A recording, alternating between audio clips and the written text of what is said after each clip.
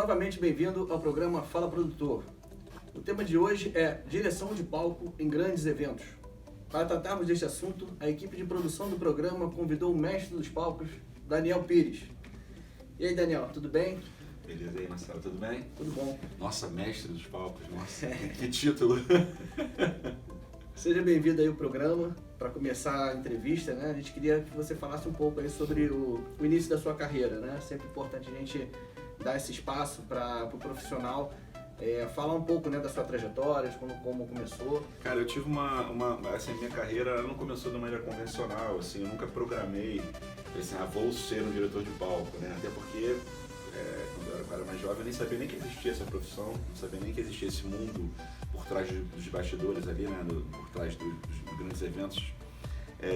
Foi uma coisa meio que, eu costumo dizer que foi uma coisa meio bumba meu boi, assim, eu fui indo conforme as oportunidades foram aparecendo. Então, a minha formação é de músico, eu comecei na música muito cedo, dava aula de violão, tinha meus projetos musicais, algumas bandas, tocava em algumas bandas pequenas e tal, e aí isso foi andando, foi se desenvolvendo, e aí eu comecei a trabalhar, comecei a ter umas bandas um pouco maiores e tal, e comecei a conhecer uma galera maior do meio, e aí isso me levou a começar a trabalhar com essas bandas. Então eu comecei a minha carreira, na verdade, como muitas pessoas que trabalham nesse meio, carregando equipamento de bandas. Então era o baterista. Mais ou menos em que ano? Que época? Isso a partir dos anos 90, ali, 91, 92.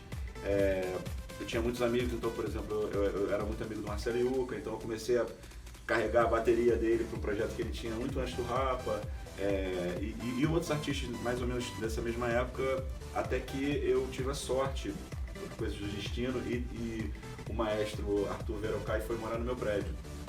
E fiquei amigo do filho dele, por uma coincidência, que também era músico, a gente ficava tocando, e um dia o maestro chegou pra mim e falou: pô, garoto, você não quer ir lá trabalhar no meu estúdio?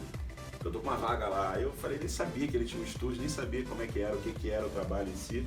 Eu falei, cara, pô, nem sabia da magnitude, do tamanho da carreira do maestro também, Arthur Verocai, um cara que foi essencial na MPB, principalmente nos anos 60 e 70, fez arranjos para Elis Regina, para Ivone Lis, para medalhões da música popular, né? Até recentemente houve um resgate da carreira dele. E aí eu fui, sem saber muito bem o que era aquilo, fui parar no estúdio, um dos maiores estúdios na época de produção fonográfica, e também era uma produtora de jingles e spots de rádio. E aí fui parar ali meio que sem saber o que era, então assim, o meu dia eu me dividia entre lavar o banheiro, pagar a conta, fazer uma gravação, fazia tudo que era relacionado ao funcionamento do estúdio em si, era um assistente geral. Óbvio que você trabalhando no estúdio, você acaba aprendendo os ofícios de um estúdio, que é a parte de gravação, né, de toda a parte de áudio.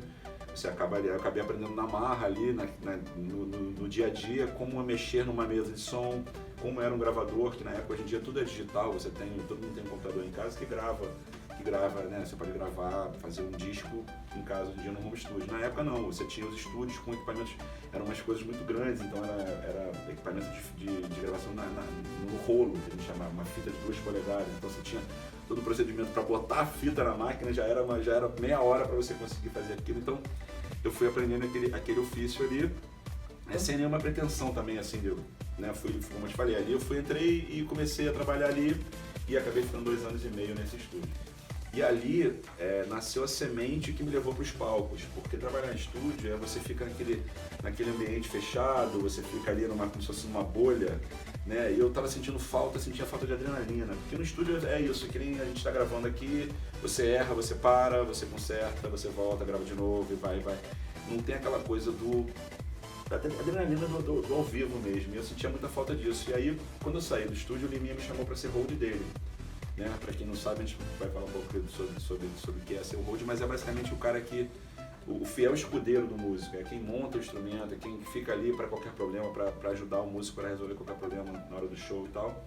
Então eu fui ser esse cara com o Liminha, fiz alguns eventos com ele, e aí, obviamente, que as pessoas do mercado começaram a me olhar e falar, pô, esse cara tá trabalhando com o Liminha, né? O Liminha é um cara muito exigente, sabe o que quer, então ele nunca vai trabalhar com alguém que não está comprometido ali. Então as pessoas começaram a me ver como falam, pô, esse cara não tem futuro. Aí começaram a me chamar, e aí acabei trabalhando como hold, assistente de palco para vários artistas aqui do cenário brasileiro. E aí foi indo até chegar nos dias de hoje.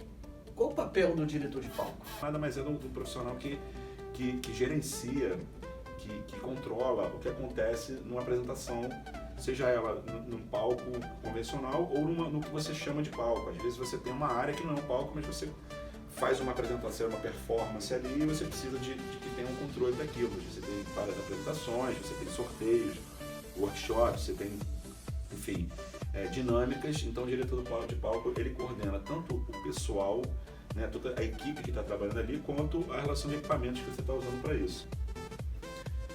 Como se preparar para ser um diretor de palco? Eu estou pensando nisso até hoje, eu acho que eu não sou preparado para isso. Porque assim, a gente está falando de eventos, né? Então eventos, acontecem 1000 coisas ao vivo que você não está preparado. Por mais que você se prepare, né? Posso dizer aqui vários métodos ou maneiras para você se preparar, mas sempre acontecem coisas. É um aprendizado contínuo, né? Contínuo. A profissão tem um aprendizado contínuo. Eu aprendo todo dia, qualquer tipo de evento que eu vou fazer, todo dia eu aprendo alguma coisa nova, seja um equipamento novo que saiu, ou seja uma forma de lidar com pessoas também, que a gente fala de equipamento, mas na verdade a gente também lida muito com pessoas, né? Você tem geralmente uma equipe muito maior por trás dos bastidores do que às vezes na frente do palco ali, então o gerenciamento dessas pessoas às vezes é complicado. Mas assim, acho que em primeiro lugar, cursos, né? Hoje, na época que eu comecei, não existia nenhum tipo de curso, então tudo você aprendia na prática, que é na verdade como você vai acabar aprendendo, fazendo. Mas se você consegue se munir de informação, você já chega diferente, você já não chega zero cru, você já chega um pouco mais avançado, sabendo um pouco mais desse meio, e é muita informação, né? Esse meio de shows, de palco, a gente tem muitos elementos envolvidos. Então, quanto mais você souber um pouco daqueles elementos, mais preparado você vai estar. Mas assim, eu diria que é uma junção, uma soma de informações que você pode adquirir de várias fontes diferentes. E estar sempre atento, estar sempre absorvendo informação, tá aberto para receber essa informação, porque nesse meio a gente fala, quem sabe tudo não sabe nada. Então, se eu encontro um profissional que é aquele cara que chega falando que sabe tudo, que é o cara que manda e desmanda, eu fico meio preocupado. Eu falo assim, cara, esse cara é o primeiro, às vezes, a cair, porque ninguém sabe tudo, né? E é um aprendizado, como a gente falou, é um aprendizado constante. Diretor de palco. Sim. É uma profissão? Qual é a diferença entre essa profissão no mercado brasileiro e no mercado internacional? É muito diferente, assim. Primeiro que no Brasil é uma profissão na prática, né? Eu sou um diretor de palco, eu vivo disso. Existem, pelo menos no Brasil, pelo menos entre 50 e 100 pessoas que vivem desse mercado, mas não é uma profissão implementada no nosso Ministério do Trabalho e tal. Ainda é uma profissão que entra meio, se você for pegar essa parte burocrática, ela entra meio, ela é uma subcategoria da parte de contrarregragem, né? Porque se a gente for, o órgão que pode gerenciar isso é o SATED. E o SATED ele é muito ligado para televisão e teatro, né? Não para show ao vivo. Então, na televisão e teatro você tem o contra-regra, que é meio que o diretor de palco, que é o cara que cuida exatamente do que acontece na hora da gravação ali, dos elementos cênicos, da equipe, de tudo isso. Então, não tem esse mesmo equivalente no mercado de show business. Então a gente entra um pouco com essa categoria de contra-regra. Eu mesmo não tenho nenhum documento que me diga que eu sou um diretor de palco, né? Infelizmente, porque aí assim, eu não tenho nenhuma garantia. A gente não tem garantia de que um 13º, de férias, de todos as garantias que a gente tem, os benefícios que a gente tem de profissões que são regulamentadas. Então, se eu tiver que trabalhar 20 horas num dia, não tem ninguém que vai dizer assim, não, você pode trabalhar 10 horas, o resto é hora extra, tem que ser tanto, não tem isso. Então a gente fica às vezes meio, a gente brinca com isso, que né, as pessoas que trabalham com palco, com bastidores, não tem hora para dormir, para comer, para tomar banho, quase não somos seres humanos, assim, a gente tem que entregar o evento, tem que fazer funcionar, né, tem aquela coisa do show não pode parar. Então, às vezes, para o show não parar, a gente precisa trabalhar muito mais do que seria o ideal, vamos dizer assim. Ao mesmo tempo, também, a gente sabe que a gente, por sermos profissionais poucos no Brasil e no mundo, aqui no Brasil, a gente recebe um pouco mais, os cachês variam são um pouco mais altos do que produtores normais. Diferente do mercado internacional, que você tem unions, né, sindicatos, que regulamentam isso, desde o profissional, desde o carregador, desde o pessoal da limpeza, até os diretores, né, os diretores de cena, os diretores de palco, os diretores de artísticos e técnicos, eles são regulamentados, protegidos por esse sindicato. Então tem leis e tem uma série de normas para que o profissional não seja penalizado ou enfim, para a proteção desse profissional. Gostaria muito que a gente conseguisse aqui no Brasil, mas Vai ser mais valorizado ainda, né? exatamente, é muito cada um por si. Então, já tiveram aí várias tentativas de Formar uma classe. formar um sindicato forte, realmente como é o sindicato dos profissionais de televisão ou de rádio, né? Mas ainda esbarra numa série de coisas e mentalidades ainda arcaicas e egoísmos, e cada um quer defender o seu lado. Então ainda não chegamos nesse ponto. Eu gostaria muito de chegar nesse ponto e entraria junto com qualquer iniciativa dessa, porque realmente é uma coisa que ia beneficiar a gente. Quais são os maiores desafios dessa profissão? Então, justamente porque ela não é uma profissão regulamentada, acho que o maior desafio é sobreviver disso no Brasil. É você realmente conseguir chegar no ponto que você fala assim, eu sou um diretor de palco, ou eu sou um diretor técnico, ou eu sou um hold, um iluminador, né? Essas profissões que estão no backstage, e você conseguir ter um fluxo de trabalho, né, que você contínuo, que você esteja sempre trabalhando na área, que você não precise, abrir um food truck, ou que você não precise fazer nenhum tipo de trabalho paralelo, vamos dizer assim. Esse é o primeiro. No momento que você está dentro desse mercado, você garantir cachês interessantes, porque hoje em dia, cada vez mais, as pessoas estão reduzindo os cachês, estão querendo te dar menos grana, pagar menos e extrair mais. Então o cara quer que você trabalhe mais, ele quer pagar menos. Então isso está um pouco complicado. Isso se deve também ao que vem acontecendo no Brasil desde 2013, mais ou menos. Desde quando nós sediamos a Copa das Confederações, tivemos o Papa, sediamos a Copa do Mundo, sediamos as Olimpíadas. Então, o setor de eventos, ele aumentou muito, ele teve um inchaço de pessoal. A gente teve muitos produtores entrando no mercado e a concorrência aumentou muito, ficou muito grande essa concorrência. E agora que a gente meio que passou esse grande boom de eventos e agora a gente voltou a uma situação um pouco mais normal, como que o mercado vai absorver esses produtores todos, essas pessoas novas que entraram? Então, a gente está, acho que, num momento de transição onde tem muita gente nova chegando e muita gente que a gente chama da antiga, uma galera que já está no mercado há um tempo, que está se desligando, que não está mais trabalhando mais.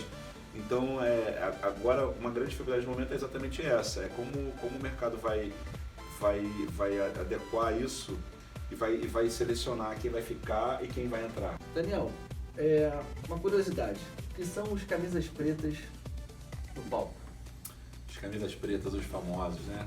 Pode ver que, inclusive, eu vim já no outfit também aqui, todo de preto. Por que isso? Bom, obviamente, quando você está trabalhando num palco, num lugar onde tem uma performance, você não quer aparecer mais do que quem está fazendo a performance. Então, de uma maneira geral, a maioria das apresentações são à noite, né, ou numa caixa cênica escura e tal. Então, naturalmente, se você está vestido todo de preto, você já não vai aparecer muito. Então, essa é a ideia. A gente até fala que a galera da técnica, o diretor de palco, que quando não aparecem, é que o trabalho foi bem feito. Se você começa a aparecer muito, é que tem algum problema no palco, você está entrando muito no palco ali para fazer alguma coisa, significa que você está com problema e isso vai aparecer para o público. Então, o ideal é você estar mais assim, sutil possível. Sempre que você tem um problema, que você precisa entrar no palco, tentar... A galera entra meio abaixado, assim, para não aparecer mesmo, né? Para você não impactar essa cena. Odeio quando acontece alguma coisa, aí o artista para e fala, não, pera aí, galera, estamos com problemas técnicos aqui. Então isso é horrível, acho isso não é legal, né? Que isso quebra quem está ali, né, mergulhado naquela experiência, já tem uma quebra. Imagina você vai no cinema e de repente, no meio do filme, para o filme e aí você volta com o filme. Então essa ruptura ali dá uma quebra. Seria né? Trocar o rolo, né? Antigamente você passava de um projetor para outro e tal, era exatamente isso. Você tinha essa pausa. Então, numa apresentação ao vivo, numa performance, o ideal é que ela corra sem problemas e você não precisa aparecer para nada, né? Então, são os camisas pretas, somos nós, usando essa cor maravilhosa que nos deixa invisível. E o palco, ela uma estrutura totalmente exposta, né? Ela está totalmente exposta. O que acontecer ali de certo, ok, mas se der algum problema já fica visível para todo mundo, né? E não só para o público, mas para o cliente também. A responsabilidade sobre o diretor de palco, a equipe toda técnica, ela é pesada, né? Ela é bem forte. Né? Então, como tentar evitar que algum tipo de erro, né, que seja extremamente perceptível, que interrompa, por exemplo, por um período, um evento, uma apresentação? Quais são os cuidados que o diretor de palco deve ter? Cara, a gente já falou um pouco sobre isso. Foi basicamente assim, as primeiras preocupações é a organização e o planejamento. Se você está com um evento bem organizado, bem planejado, e você já tentou antever alguns problemas que podem acontecer, você já está meio caminho andado. Óbvio que vai acontecer, a gente lida com equipamento, o equipamento pode queimar, pode dar um problema na hora, superaquecimento, né? Alguém pode passar mal, a gente tem às vezes um bailarino, alguém que está passando mal, ele pode ficar preso em alguma coisa. Difícil prever tudo, é muito difícil de prever tudo, né? Só que a gente com a experiência, acho que você vai eliminando certos problemas que podem acontecer. Isso está muito na parte da observação do evento. Um diretor de palco ou alguém que trabalha backstage como um todo, toda a equipe trabalha, tem que estar muito atento, porque se você tem coisas que são dinâmicas, que se movem, que entram e saem, você tem que entender que não pode ficar nada na frente, que não pode ter um cabo ali atravessando, atrapalhando aquilo. Então é fundamental, como eu falei, na montagem, a montagem ser muito minuciosa, às vezes por isso que demora tanto para você montar um evento. A desmontagem não, você vai desmontar o evento, vai guardar, por mais que você planeje, a desmontagem é muito mais rápida. Mas a montagem você tem que montar pensando sempre no que vai acontecer pra frente. Peraí, mas se eu botar esse negócio aqui, eu vou atrapalhar alguma coisa? Não tem aquele outro negócio que passa por aqui? Então, peraí, se eu botar aqui, isso, no melhor lugar não é aqui. Então,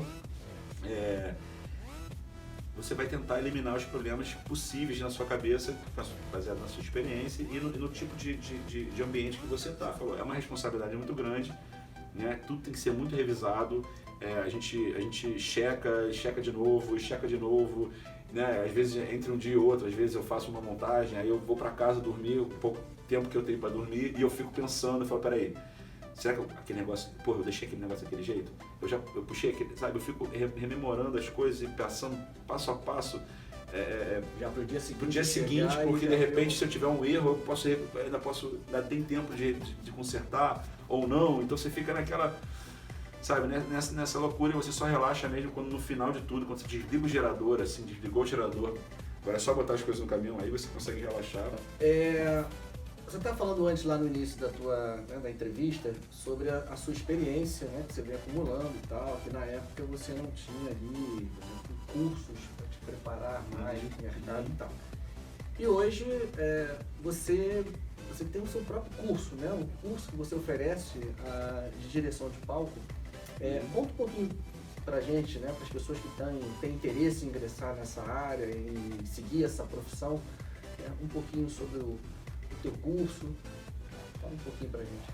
Há mais ou menos 4 anos eu tive um convite de uma amiga, a Fabiana Lian, que é uma pessoa que trabalhava no meio também, parou, ela teve a ideia de fundar um curso, uma escola voltada para shows, né? E aí desenvolveu algumas matérias. Então você é uma escola que tem cursos sobre camarim, por exemplo, para a área de backstage, mas para essa parte artística você tem aula sobre segurança, sobre gerenciamento e implementação de eventos. E ela me convidou para falar um pouco sobre essa área técnica. Então eu desenvolvi uma apostila e um curso baseado nessa área técnica que se chama Direção Técnica e Direção de Palco. Né? A gente falou muito sobre direção de palco aqui, só que a direção de palco ela faz parte do universo da produção e da direção técnica. Né? Porque assim, você pode ter um evento que você tem um palco lá, imagina o Rock in Rio, você tem um palco do Rock in Rio lá, mas você tem 1 milhão de ativações em volta, você tem toda uma luz cênica que cuida disso, se você tiver painéis, projetores, imagens ao longo do festival para fazer transmissão simultânea, então isso sai um pouco do palco, então não é só a direção palco, então isso cai no colo da direção técnica, a gente chama, que vai cuidar desse todo, então a luz dos acessos, qualquer tipo de ativação que você tem de marca dentro e tal, isso cai nessa parte de direção técnica. Então eu falo um pouco sobre isso nesse curso, que tem a duração de 2 dias normalmente, e eu falo um pouco sobre toda essa parte técnica, esse ambiente técnico, todos os elementos que a gente cuida. Eu falo um pouco sobre som, luz, vídeo, energia, carga, estruturas, organogramas, as diferenças entre os eventos corporativos, os eventos de show business, né? Mais para essa parte de show, de festivais, eventos esportivos, como a técnica se coloca nesse tipo de evento e como é também o fluxo da técnica no evento. Por exemplo, como ela começa desde a pré até a montagem, os ensaios, o evento, a desmontagem e a pós-produção. Como é que a técnica se insere dentro desses eventos. Então, quem estiver interessado pode procurar essa escola, chama OnStage Lab, você acha fácil nas redes sociais. E ali você vai ter os cursos, você pode fazer tanto um curso que eles chamam, que é o mais completo, que é o Panorama de Show Business, que você tem um pouco de cada aula, né, uma aula de um dia e para completar todo, ou você pode fazer os que eles chamam de cursos de especialistas, do qual eu tenho esse meu curso de direção de palco, e você tem outras opções também de algumas outras áreas dentro do show business. E eu estou com a ideia de fazer um livro, que vai ser uma biografia, vai contar um pouco da minha história, né, dos trabalhos que eu fiz e como é que eu entrei em contato nesse mundo da técnica, tudo que eu tenho visto e trabalhado, algumas histórias não tão engraçadas, mas algumas pitorescas, geralmente tensas. E já tenho a ideia do livro, o esqueleto já está pronto, só falta realmente ter tempo para desenvolver ele, e ele vai servir de material de apoio para esses cursos, né, para quem quiser saber um pouco mais sobre o mundo da técnica e backstage da vida. Perfeito. Daniel, muitíssimo obrigado aí pela sua presença. Eu que agradeço, obrigado pelo convite. Eu e toda a equipe da produção aí, né? Agradecer muito a sua participação, espero que você tenha gostado aqui da experiência. Pô, adorei. Passou aqui conosco. Só chamar que eu venho de novo. E o nosso muito obrigado a todos que nos acompanham pelo YouTube e pelo Instagram, canal.Fala Produtor. É isso aí, pessoal. Espero que vocês tenham gostado, né, do tema proposto aqui pela equipe de produção. Até a próxima entrevista. Tchau.